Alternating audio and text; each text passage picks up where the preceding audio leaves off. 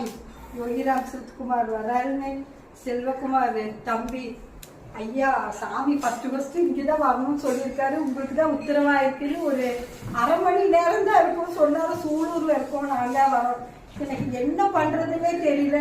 குளிக்கல, வீடு கூட்டல, ஒண்ணுமே பண்ணல. ஐயோ என்ன சாமி நம்ம வீட்டுல ஒரு பழம் பூ கூட இல்லையே. கடவுளே நீ எதுக்கு திடீர்னு இப்படி எனக்கு ஒரு சோதனை, திடீர்னு எதுக்கு இங்க வரணும்னு யோசிக்கிற அப்படின்னு நான் நினைச்சிட்டு ஓடி போய் ஒரே சொம்பு தண்ணி ஊத்திட்டு வேகமா பக்கத்துல இருக்கிற பூவு, எதுக்காக வீட்டுல இருக்கிற பழம் எல்லாம் வாங்கி சாமி வர்றதுக்குள்ளார மின்னல் மாதிரி என்னை சாமி செயல்பட வச்சு எல்லாத்தையுமே ஏற்படுத்தி கொடுத்தாரு. ஐயா அப்படியே அவரை பார்த்ததுமே எனக்கு யோகியப்பா வீட்டுக்கே வந்துட்ட மாதிரி ஒரு பரவசம். எப்பவுமே எனக்கு அப்பாவை பார்த்தா ஒரு பரவசம், யோகியப்பா மாதிரியே.